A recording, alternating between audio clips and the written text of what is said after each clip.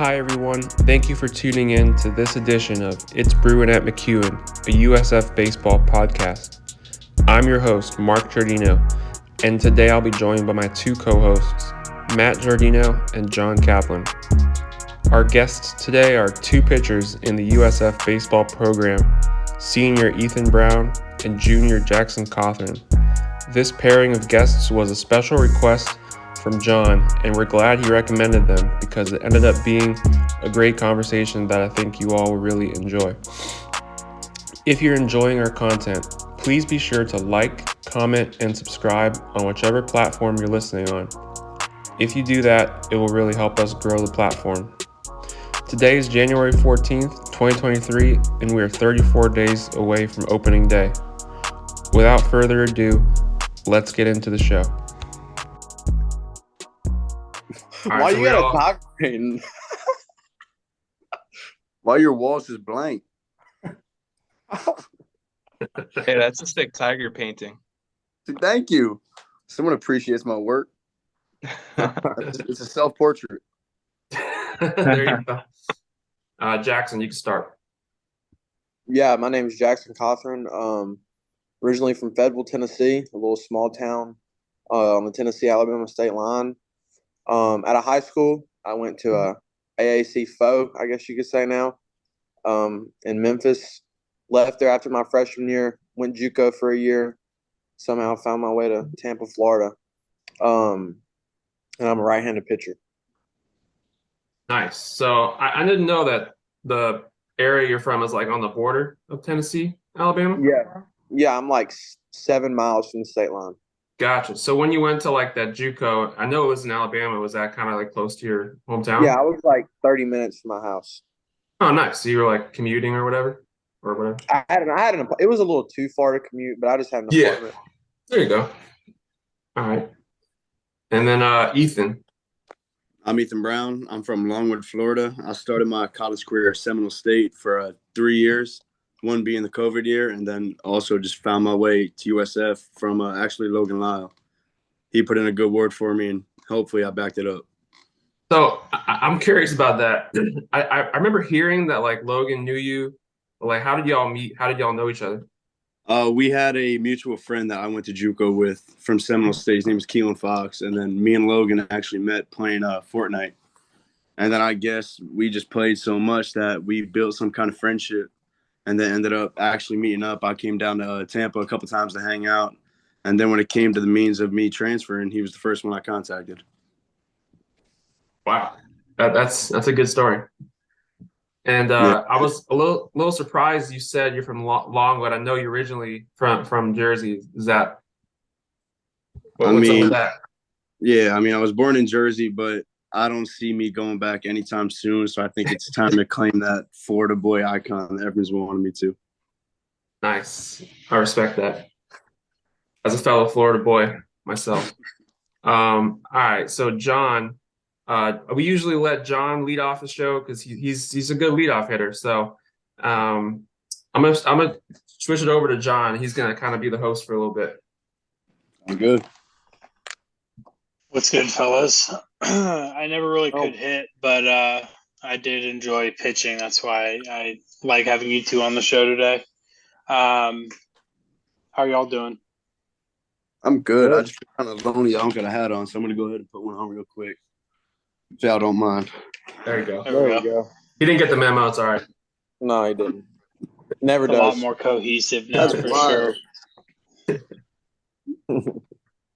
All right, so I have a few kind of like just like fun questions and then a few questions about the squad. So first, these questions will be for both of y'all, so y'all can just take turns on who answers first. In a fight to the death with no weapons allowed, which teammate are you bringing with you to battle and why? Ethan, lead this one off. I'm going Ben Rosenblum. He's my roommate for the last 2 years. He's my dog. And I spent a lot of time working out with him in the summer, and he's been doing some Navy SEAL training. So I know anytime I got to gear up, I know he's going to be the first one behind my back. Good response. Obviously. I got to go, but you don't like this one. I got to go Pablo Ruiz. Look, his dad was in the, I guess, Puerto Rican. He was like a Puerto Rican national like boxer fighter. So I know, and I've been around Pablo. Like I just know that's who I got to go with. He's gonna fight off anything bad we got, and I can take care of the fire starting and surviving type stuff. So I know he gonna be there for me. All right, I like that. Well, I Here's a don't good think, one, I don't think, wait, John, I don't think we just go gloss over these answers.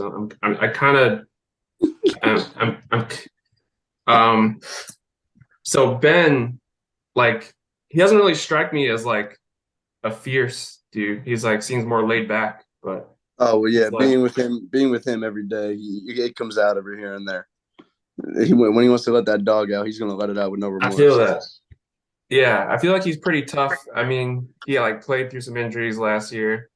It's not entirely surprising, but Pablo Ruiz is somebody like I was doing those little 5 questions and he came up as an answer for who they would hire as a bodyguard. So he's kind of respected, I guess, from other people. A lot of He's them are like just that too. You would know. tattoos. What's that? He's saying that because he got tattoos, so the young kids got scared by him. I don't fear him though. Who going young? But was I talking to you? Damn. All right, John. All right, moving on. Which teammate would you let/not let date your sister, and why? Jackson, you got this one. Oh, this got to be payback, and I got some explaining to do because I know they took a shot at me on the first one. Cantu said me. Cantu said me, but we got a lot of talking to do about this one because Cantu is not even like I wouldn't let him within 100 yards of my daughter, much less date her. I don't think you can say that, bro. That's gonna no shot in not in any world is Cantu dating my daughter. I'm doing don't right now, or would I let him? Whichever one. Would not. I would definitely not let Hunter Mate date my daughter. I've seen how that went. That man, he scares me. He scares me. But I'll definitely let Jack Sieber date my daughter. He's got a lovely little woman right now, and he takes good care of her, so I can respect that. All right, I could see that. I feel like I have a few solid. I don't think there's anybody that just totally sticks out. I'm gonna give Boog some love here because I've never seen him sing. I've never seen him single, but I know how he treats Madison. So he's my boy. I gotta go with him. He does a good job. So. That's love right there. Love. It's love. I feel that. Which teammate is the funniest on the roster? You're looking at both of them. How did I know that answer was coming? Gotta be Boogie for sure. Hey, even though Pablo's funny, Pablo is hilarious to me. Funny. We do got a lot of characters on here, but I think me and Jackson definitely take the top cake there. Especially together. We bad together.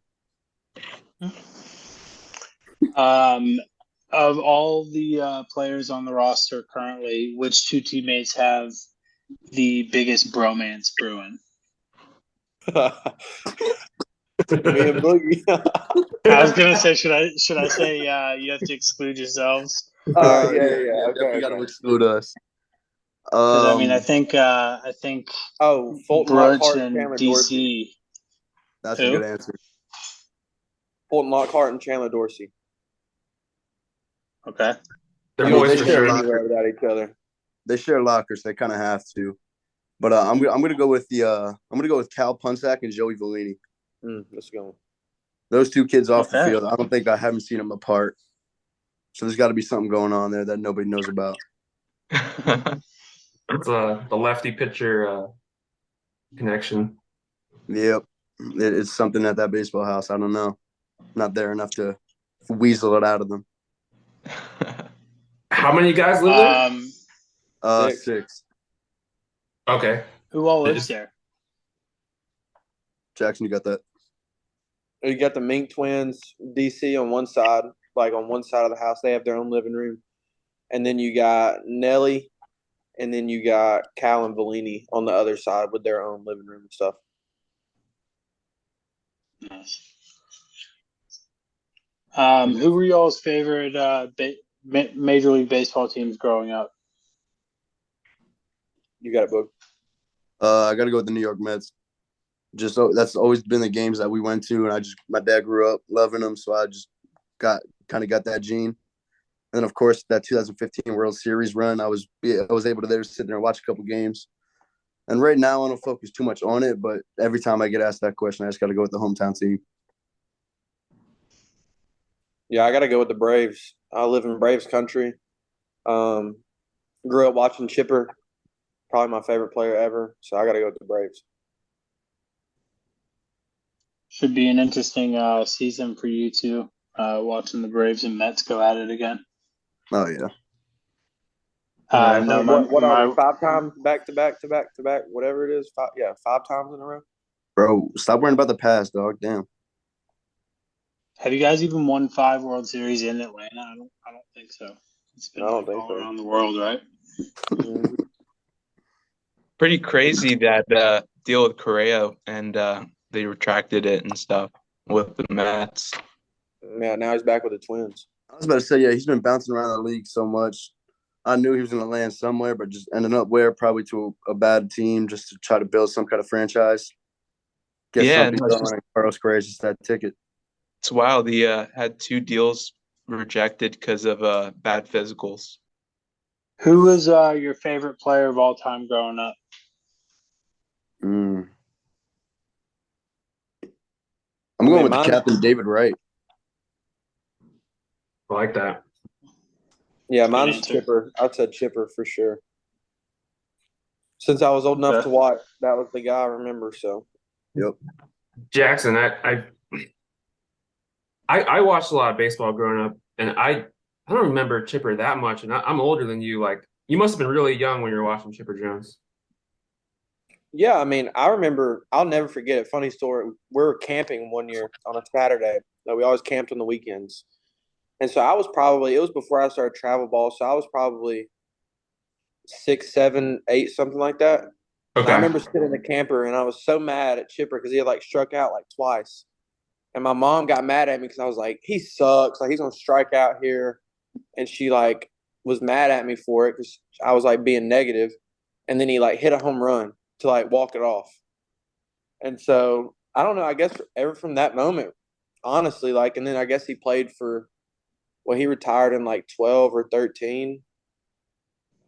So I saw him for I guess 7 years probably where I was able to remember it. Past or present, who's the best pitcher of all time? That's tough. Go present. Go present because the guys that you've actually watched. The most dominant pitcher in the game right now, Jacob deGrom. I was going to say Jacob deGrom. Yeah, he's my favorite player in the league. Yeah. A healthy Jacob deGrom's untouchable. Mm-hmm. Ironically, he played at Stetson. He did as a shortstop. Oh, was he a shortstop for a little bit? He was. Got drafted as a shortstop. Wow. And then through the system, he turned into a pitcher. That's crazy. I think he was the only one to take Chris Sale a yard in his college career. I think, he was.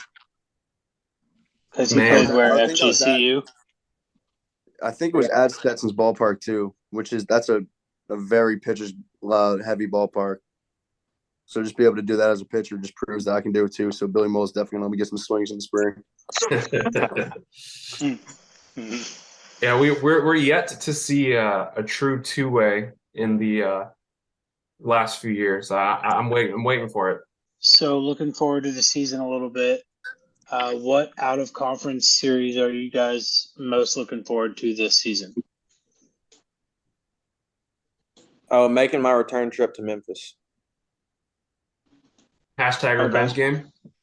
Oh, got to, yeah. A lot of respect. I got some of my best friends, lifelong friends there. But just a personal revenge game, I guess. Nice. I'll say that one. But I've never been to Cali, so I'm looking forward to Long Beach. Me too. I'm just going with opening weekend against Maryland. It's a solid team. We Yeah. got to start off hot. So that'd be the first weekend to give a good punch in the mouth about how we're coming this year. Yeah, I saw a poll today from College Baseball Nation that had Maryland at number 12. So Wow. it's Yeah, exciting they're top to five. play them. Yeah, we just got to make sure we're locked in, ready to go, which I think we should be, and I think we will be. I like Long it. Beach and Maryland are both highlighted on my schedule as well, but no ties whatsoever. Just the fact that they swept us last season. I'm also agreeing on the Memphis series because that was a very frustrating series to watch last year. But last question that I have is if we had to put a 4-man starting rotation on paper tomorrow, what names are we going to be hearing? Boo, you got it. I mean, of course, I want to say myself, just because I had the ball last year. I would hope to get it again this year. Austin Grouse has definitely been taking a big role. I think Jackson Cothren will be the 2 or 3, and then vice versa. Austin Grouse, and then number 4. Sneakily, I want to give it to Nolan Hootie just for the amount of strikes he throws. So I think we're down in a ball game, or we're down a series. We just get him in, and he'll sit there and hammer the zone and do it competitively, and hopefully give us a little bit of fire to win one ball game. I like that. Yeah. All right. Yeah, I definitely agree. Grouse is, I mean, if we're going based just off the fall, which the fall doesn't mean everything. Like Grouse would have been the Friday guy. I would assume coaching staff wise would have said coming out of the fall. Me and Boogie were both trying to work on some stuff, struggled a little bit here and there. I mean, obviously, I got to say myself, confidence-wise, like I've got experience in this league. Pitched at ECU, pitched in a lot of games. I got to go Boog for sure in there too. Pitched a lot last year. And then my fourth.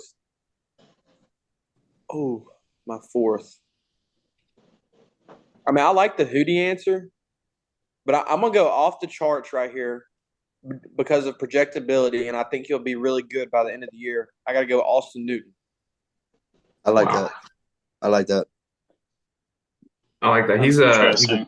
He's a big guy. I think he's like 6'5", 6'7", 6'7". 6'6", at least. He's bigger than I am, yeah. Yeah, I think he's around the same height as Brutcher. Interesting. I actually watched him pitch in high school and in person, and his velo, you could just see, like you're saying, projectability of what he can be when he reaches his full potential. It's very, very exciting for sure. I mean, I think he'll definitely be anywhere from 92, 94, 100%. Yeah, I could see that. And we developed it kind of with Newton, like through the fall. You could tell he was like kind of quiet and just like didn't talk a whole lot. By the end of the fall, we had him like, I'm not going to talk about it on here. We have like a thing with the team. Like we talk about like Newton has it. Like he's going to drop him and be ready to go. Like that's how he was at the end of the fall. And I think he'll be ready. He'll be a huge part. Yeah. That's exciting. What major developments he's always been extremely talented, but what have we seen developmentally from Grouse over the fall? I mean, I wasn't here last year, so I didn't get to see a lot of him last year personally. But I think Grouse he's one of those guys, like he just comes in and does what he's supposed to do. He's going to do exactly what he's supposed to do. He's not scared of anything. He doesn't care who you are. I mean, he's going to come at you, and he pounded the zone, and he just found some consistent changeup stuff with his new grip, and I think he just went with it and took off kind of. Yeah, 100%. And add on to that, coming from last year, he was a little more lackadaisical, just a little more go with the flow kind of guy. Now this year, it seems he picked up a little bit of fire in his own eyes. He realized, I think he can take this game pretty far, and now he's trying to show that potential. I think coming up in this season, especially mid-season form, I think it's going to come out, and he's going to make a big impact. That's awesome. I really like to hear that. That's all for my questions. Matt, did you have anything for him? Yeah, so thanks for joining us for this podcast. This first question is for Jackson. So I know I kind of looked back at, your history playing at Memphis, and I noticed that, you actually played against USF as a Tiger. And I was kind of thinking, like, did that game have any impact on your decision to go to USF? I know you went to JUCO after Memphis, but did something about that game kind of stick out to you that made you decide that you want to go to USF? I wouldn't really say in particular that game. I think just that year in general, just like them being able to, I think it just spoke wonders on, Coach Mole's culture here, them like being able to catch fire, and then like next thing I know, I'm watching the Supers. And so then I went JUCO and I'm like thinking, and I'd been in the same area geographically, and I was like, like maybe I need to change. Like maybe I just need a reset. Um, and so when somebody that knows Whit, kind of reached out or whatever, was like, hey, Whit wants to talk to you. I think it was just like, I think I knew I wanted to come here, the first conversation I had, and then I came on my official, and then I had to do some convincing with the parents, but I wouldn't say in particular, no, not that game, but I guess their year, the end of the year, especially for them, for sure. Nice. And kind of looking at the results of that game, I know Nelly and Daniel Cantu kind of had your number in that game. Do you guys ever kind of joke around about that at all? Yeah, we went back and like when I first got here, we went back and looked at that game, and I think what was the final? Was that 4-2 or was it more high scoring? I don't remember. I think it was like 6-5. Yeah, something like that. So we went back and looked at it, and Cantu had my number this fall too. So I guess Cantu just, I don't know, but I'll get him back this spring. We'll see. Sounds good. And so after your time with Memphis, what was like the big thing that made you want to go to JUCO instead of transferring straight to another Division I school? Because I felt like coming trying to go D1, as a freshman and not putting up terrific numbers is just, I had opportunities, but I knew I could play it at a higher level or just the same level. And so I felt like JUCO was the best route for that to go, develop on my own for a year. And it was with a guy that I've known for a long time. So I felt like that was just honestly the best landing spot. And I felt like I could have more opportunities if I went JUCO. Awesome. And so once you got to USF, what are some things that you really found to like about the school, and how have you found yourself adapting to living in Florida? Well, I love the beach, so that's number one for sure. I gotta say, and this is like kind of off, like random, but Wawa, like we don't have those, and like you can go there and get anything you want for like pretty cheap. So like late nights, I got to go to Wawa and get something. There's nothing like a nice sandwich after a night out from I know, Wawa. bro. I gotta say that. And then school wise, academically, I would say a lot of it is kind of the same as my freshman year. Because we're in the same conference, like same. I would say it's kind of the same, but there wasn't a whole lot of it. It's definitely a different culture, like different types of people. Back home, it's a lot of hunting and just a lot. I feel like people down here care more about baseball, I guess, and don't really have as many other distractions as we do back home. Because people have hunting, fishing. They want to skip practice to go hunt or duck hunt or whatever it may be. And then down here, it's just kind of like this is it. Nice. And is that something that you like to do in your free time, like hunting or fishing? Yeah, so actually, that's all I did while I was home. Obviously, the off season was a little different. But I was chasing after one deer, got him, and then killed a bobcat. So I would say I had a successful hunting season, I guess. Nice. Not a bad way to spend the off season. No, not at all. No, he still owes me that Awesome. podcast fur coat though. That would be sick. Cool. So this next question is for Ethan.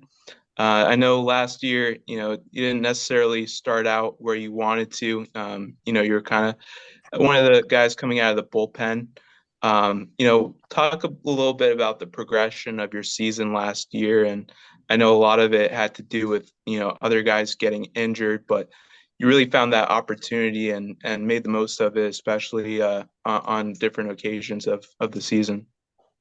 Yeah, absolutely. I mean, to start off, Witt had told me that I was going to be getting a couple innings out of the pen, which I was fine with. But I always think back to it. My first day here, I told Jack Jasiak and Ryan Kirkring I'm coming for their spot.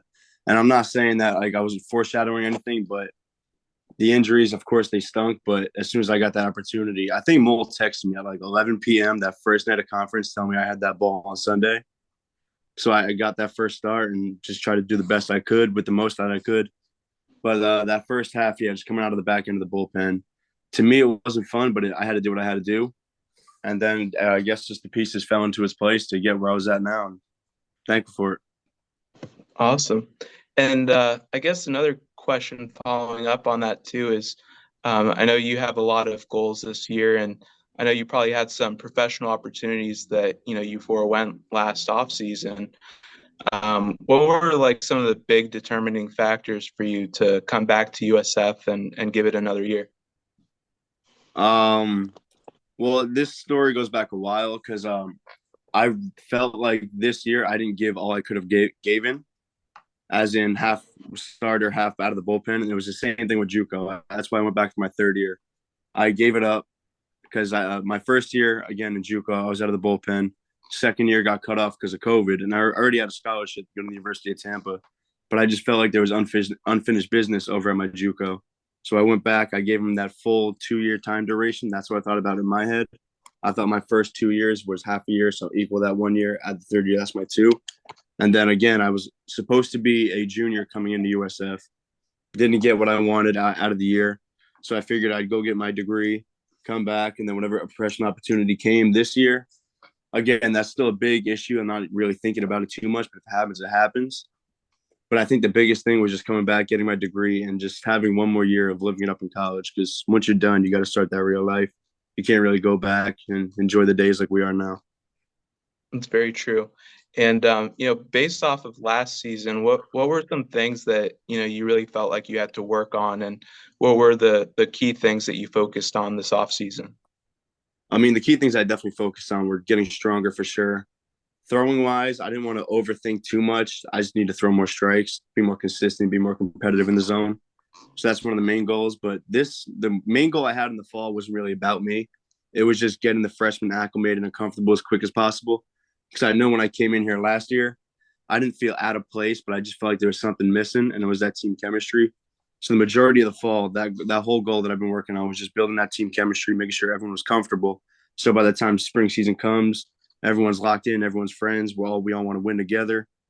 And at the end of the day, just becoming a family more of just a team. That's awesome. Now, talking about the culture that you guys are building there, what are some of the differences that you guys have really noticed from this year to last year? Well, I guess that's more for you, Ethan. I mean, really, I think this baseball house idea that we had really did it because every time we have an event over there, I don't think that there's one teammate that misses out. Compared to last year, we would try to make plans, and about, I would say, less than half the team would come to it. So we always had our groups, like these diverse groups. One group would be over here. So there was not really one place where we can all come together and just get that chemistry building, bond build, and just do all the fun stuff that we should be doing off the field. So I think the baseball house was the biggest thing culturally wise. And also I think our leaders this year are a little more open. Like I know some of the guys were overthinking some stuff during inter squads and freaking out a little bit, but I think some of the older guys were able to step up and calm them down in a way that's not going to shut them down. It's going to kind of encourage them. So I think overall it's just the mental state. I think we really improved on that from last year. Awesome. No, that's really exciting to hear as the fans. So I guess this one's kind of a little bit more lighthearted. So I know you guys know that we do a lot of tailgating, and my question is, I'll let Ethan take this first, but what's your favorite tailgating food, like tailgating staples? Oof. This might be out of the ordinary, but I love ribs. And every time we went to a football game with my dad or a baseball game, we tailgated. We always had ribs with us. And then the second one's always wings, ribs and wings for me. Nice. And you, Good top Jackson? tier. Yeah. I like a main dish, but I'm a big finger food guy. Like I love the buffalo chicken dip and He said it. yeah, I like buffalo chicken dip. I love fruit dip. I just like to kind of pick around. I don't like to stand around and just eat for too long. I kind of like to mingle and if I guess wings would be easy because you can just kind of pick those up and hold on to them. But I definitely say finger foods are my go-to for sure. Nice.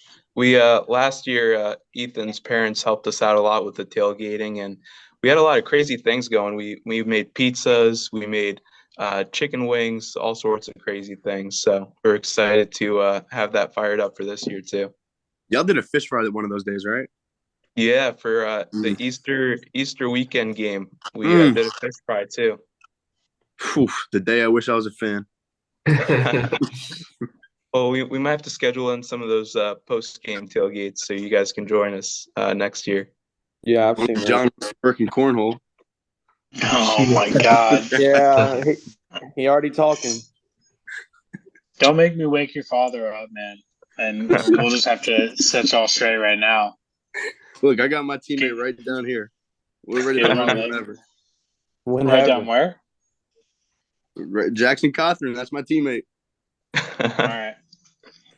Cool. So this is last question I really have is I know I stumbled into you guys in Ybor before, and I know you guys like to have a good time.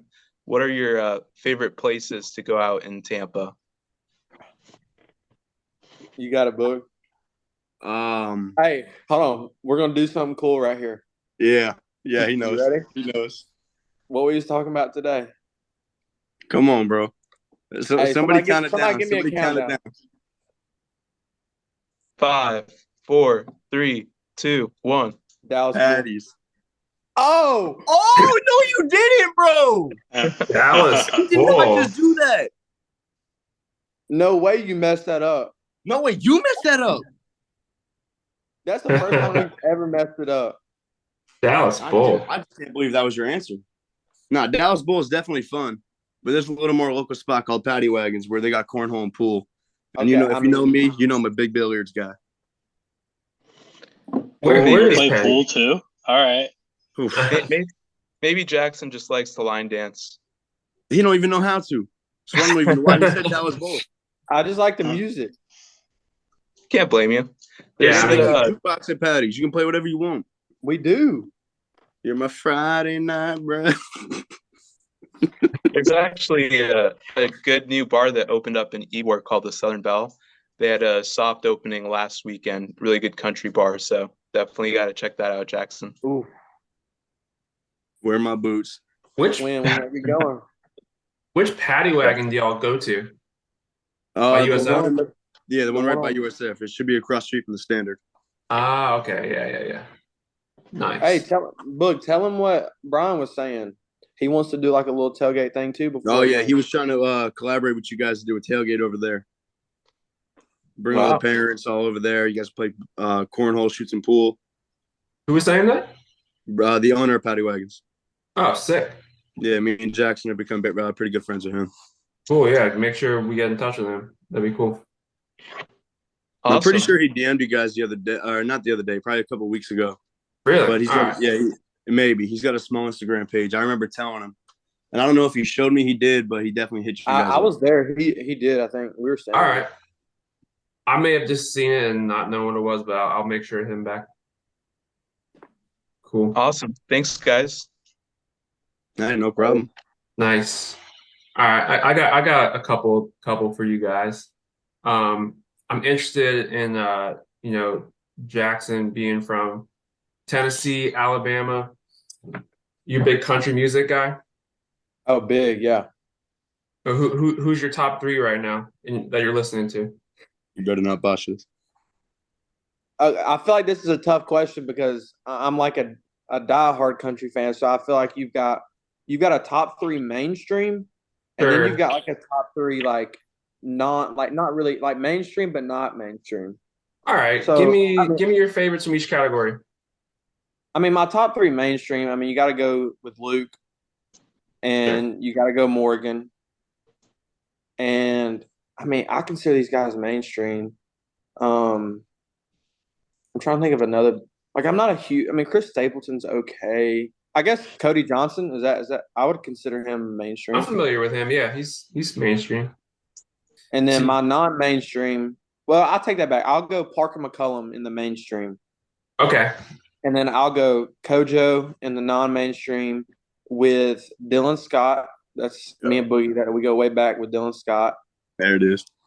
And I gotta go Wetzel. Wow.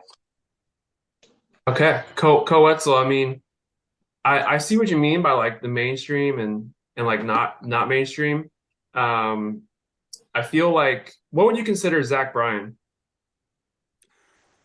I mean, he's definitely getting more mainstream. He went right over your head. Yeah, he did go right over my head, low key.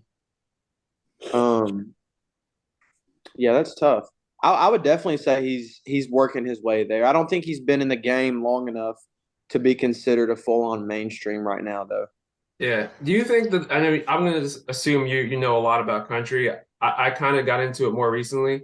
But for me, I feel like there's like different sounds like within country. Like there's more like those like pop kind of almost sounds. Like Morgan almost sounds like that sometimes. And then there's more like the Western kind of style, like Tyler Childers and those guys like that. I mean, it's hard to Childers, do pop, but Aldeans. like I love Tyler Childers and like but you definitely got the Parker, which he's West Texas. Right. Mhm. Tyler is Texas, Co is Texas. And then you got Luke and Morgan that are, Appy Mountains, pretty much like Appalachian Mountains area. Right. So they're more like the real. It's like, there's two different. You can't compare small town West Texas to small town East Tennessee. They're just two totally different things in their own way. Mm-hmm. And I think there's different slang for both, which leads to different types of vocals for both.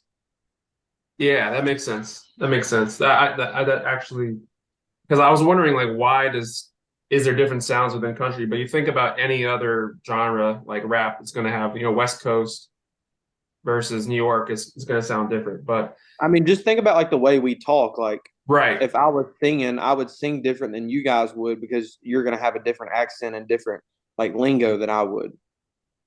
Right. That's kind of how it translates. Nice. And what's Ethan listening to? Oh, he's on the country. I got him on it. Did you? We're expanding his country. His country music door, and Jackson took my hand and guided me through it all. I like it. So you can be seen at Dallas Bowl as well sometimes. Absolutely. What's up? Hey, me and Boogie got a song too. Like, we got a bro song called "Beer Buddies" by Dylan Scott. You got to look at it. You got to check it out. Banger. Absolute banger. We'll check it out. All right. So I want to just ask each of y'all a little more about baseball and your development.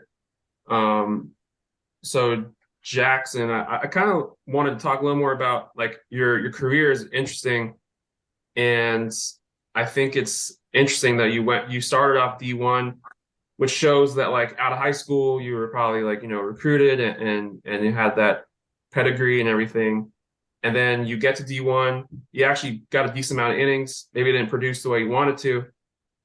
And then what was it about like being in Juco that kind of like made you feel like you could maybe almost like maybe it was an experiment more, or just kind of like have less expectations and just focus on what you needed to do? Like what did you learn like that year, and how much more confident do you feel coming now into your second stint of D1 than your first time? See, my Juco stint was interesting too because, I mean, I'm sure there'll be people listening to this, but I don't really care. But we just weren't very good, and defensively we weren't good. Honestly, it didn't help confidence-wise a lot.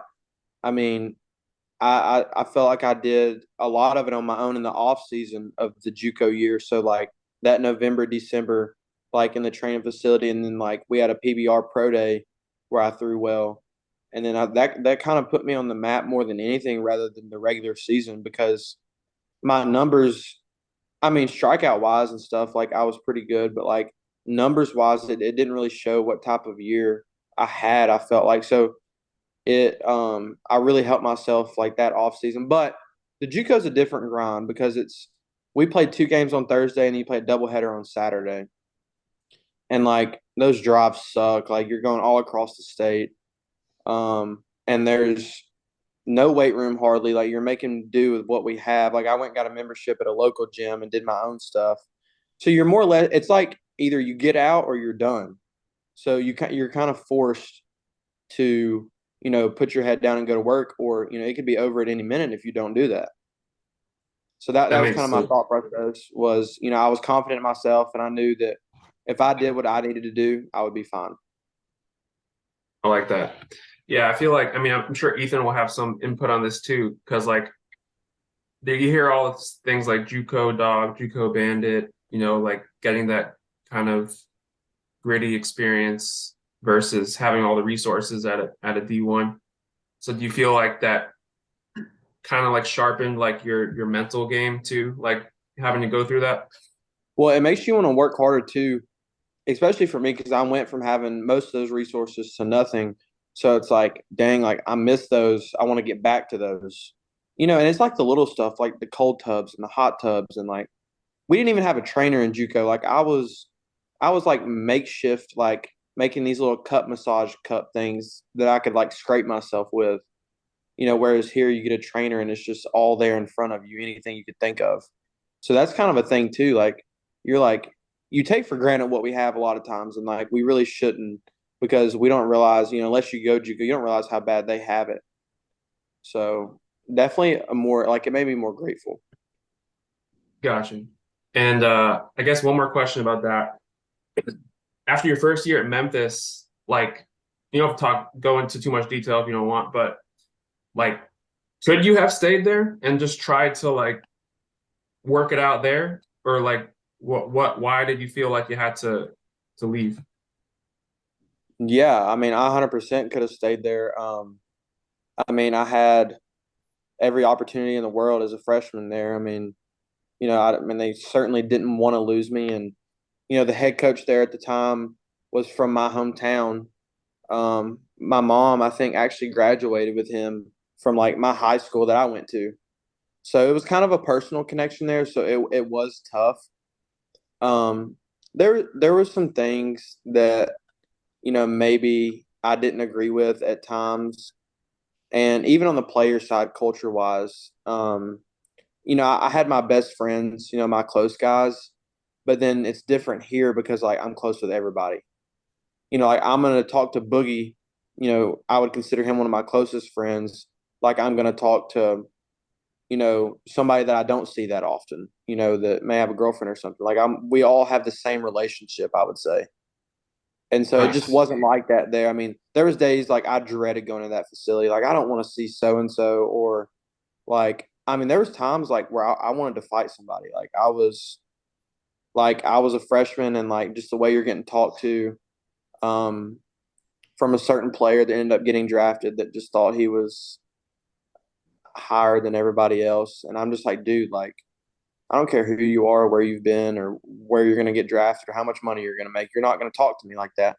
So at the end of the year, I was kind of like, I need a reset. Like I'm mentally screwed right now. Like I cannot come back here. I get 4 years to do this, and I'm not going to waste another one. I like that.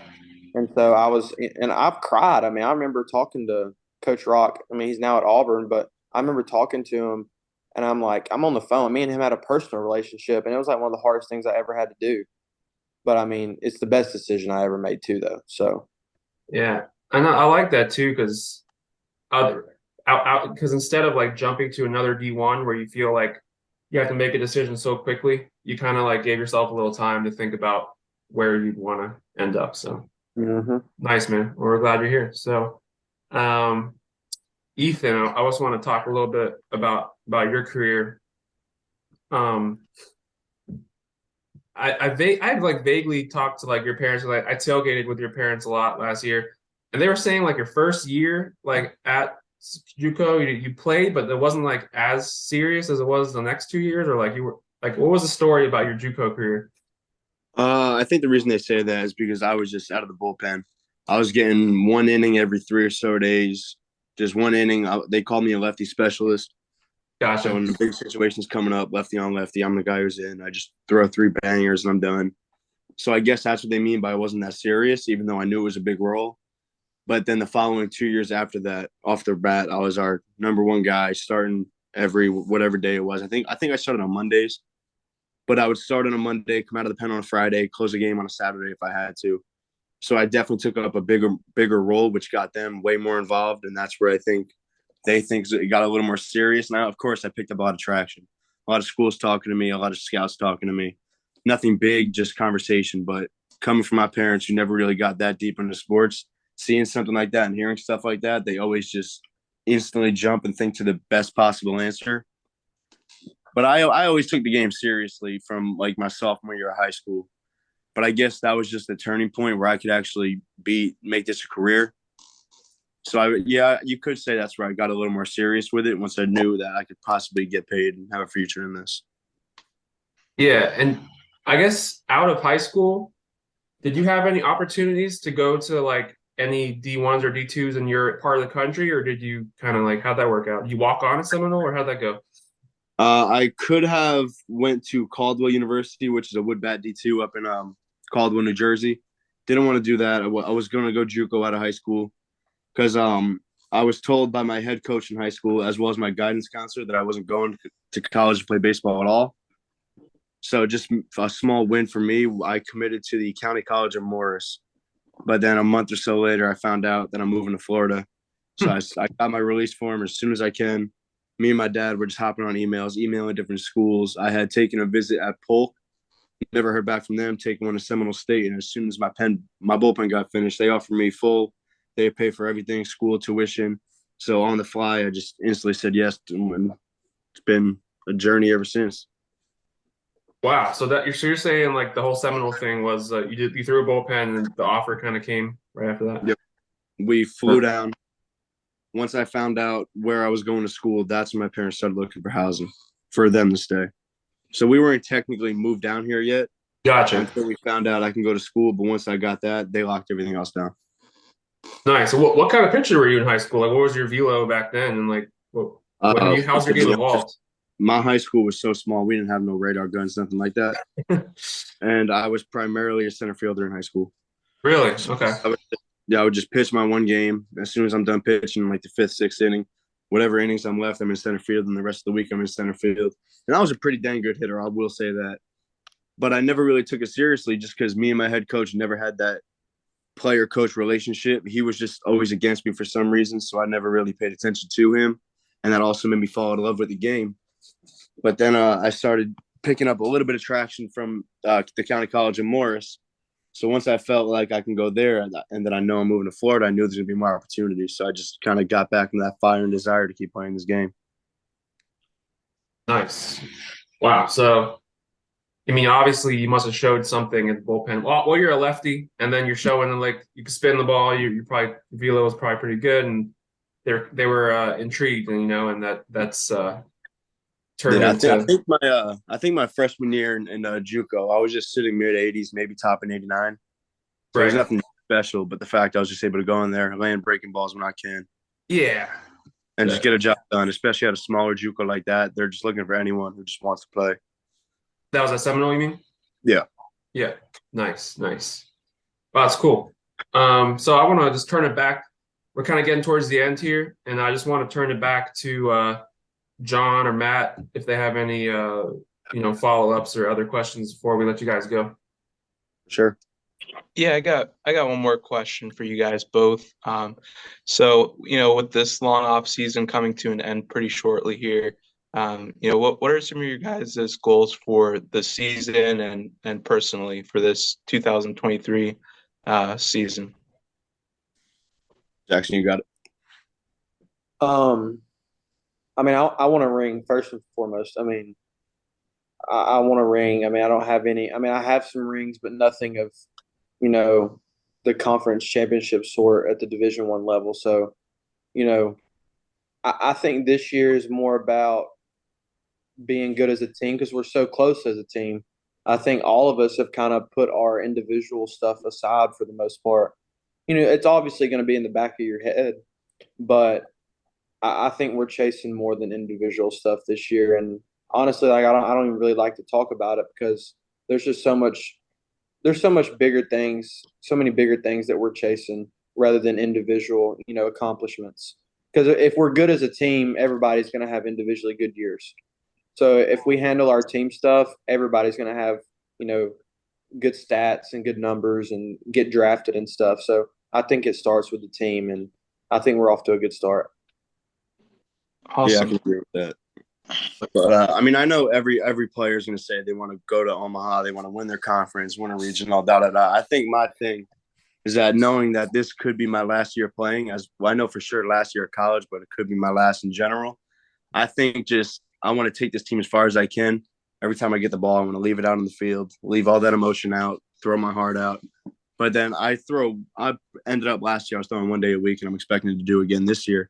So those other 5-6 days that I'm not playing, I just want to get all the information that I've learned over time and just start spreading it out throughout the team, especially with these younger guys, getting them to mature a little bit more, getting them into the game, getting them to see what they can do, and basically bringing out that leader in them so that when us older guys are gone, they keep the same culture that we brought in and they can just keep passing it down. So I guess to simplify things, I just want to take what I have and just spread it to the ones who are going to need it in the next couple of years. That's awesome. No, I think that's, as was previously mentioned, something that was lacking in the last year's team, and having vocal leaders like yourself and, even Daniel and a couple other guys on the team, that's huge for the growth of the team this year. Mm-hmm. Awesome. I'm also not the biggest vocal leader. Like if I'll speak up if I need to. I'm more of a lead by example guy. Like I'm not going to sit here and call someone out in the middle of a practice or something like that. But after practice, I'll sit them down one-on-one or just sit by the bullpen after practice, get them alone so they won't get embarrassed or anything like that, and just kind of break it down, help them, make sure they figure it out by the next time we're out on the field. Awesome. Well, Go ahead. I'll add on to that. I think it translates from us being so close off the field that when we do have to be, vocal with the younger guys, we're so close with them off the field and we make them feel like they're, older in a way because they hang around us. I think it makes it easier to spread that knowledge because we don't come across as just, I don't, what I'm trying to say. We don't come across as, cocky or just, oh, this upperclassman has just always owned me. Because we're so close with them off the field, it allows us to kind of be honest with them because we've built that relationship. So I think that, this is the closest team I've ever been on, and I can't stress that enough. Like, our bond is just, it's the best I've ever been a part of. As well. And also your experience with, maybe some upperclassmen at Memphis that weren't that receptive of the younger guys has really helped you out in being a leader on this team. Yeah, I would never want to. That was one of my things too. I knew when I wanted to be an upperclassman, I learned my lesson. I would never treat a younger guy the way I got treated. So that changed a lot too. Mm-hmm. Awesome. Well, that's my last question. Cool. John? So as far as the bullpen goes, are we gonna see like a set 3 to 5 guys, or is it gonna be kind of plug and play? And are we starting to see more of like a solidified kind of rotation, if you will, as far as the mid relief back end of the bullpen goes? And also, are we going to see more of Hunter Mink in the closer role, or are we seeing different names pop up as a closer and exploring new roles for Hunter? Because I know he's got he's going to have another huge year for us, but there were times even in the fall that they were thinking, him and Tanner both could possibly be in the rotation. Just kind of how's the bullpen shaping up, and who are we looking at for closer? As of right now, as much as I want to give you a solidified answer, the last I heard is that our coaching staff wants to get creative with our pitching staff since we have a whole lot of talent. Everyone can plug and play in different places. So I do want to say plug and play for now. But I can't really give you too much because I don't know what's going on in their head. But the term I heard was we're getting creative. Yeah, I mean, we can't put too much out there. We don't know a whole lot either, but I think you're going to see some stuff from guys, maybe that in the past have not played that same role. I think you're going to see different roles for different guys. And I mean, I wouldn't put it out. I mean, me and Boogie are, traditionally starters. If a game sets up a certain way, like I wouldn't put it out of the coaches, to relieve one of us or close one of us, on the back end. Like, I mean, we mentioned, maybe starting Hunter or Tanner for, 2 innings. And then you go to a guy, that can go 4 or 5 to get you to that 8, 9. So I think you'll see a lot of different combinations, honestly. Okay, solid. I think that really kind of wraps it up for me too. Other than actually one more piece, we really got to we got to get it on the books, like time and place before the season starts, because I don't want y'all pouting, when those nice out of conference series comes up. So let me know when we're playing cornhole. Let me know the stakes, time, place. And I mean, I'm really not scared. I just kind of want to check the box and move on, I mean, I think that's a Patty's Saturday afternoon, like calling my name. I'm always down for some cornhole at Patty's. 100%. We'll have to. All right, we'll get your old man out here then. So I can easily do that. You just got to give him that 2-hour advance to drive down here. But this left arm is throwing baseballs and throwing bags. So I don't know whatever. Hey, we got like 2 more weekends off, so we got to make it happen if it's gonna happen. It's true. All right, let's do it. Cool. And on that note, we appreciate you guys joining us. We will get it uploaded soon, and we'll keep you all in the loop. For sure. Absolutely. Thank you for having us. Cool. Appreciate you guys. Thanks, boys. Sure. Go Bulls. Go Bulls.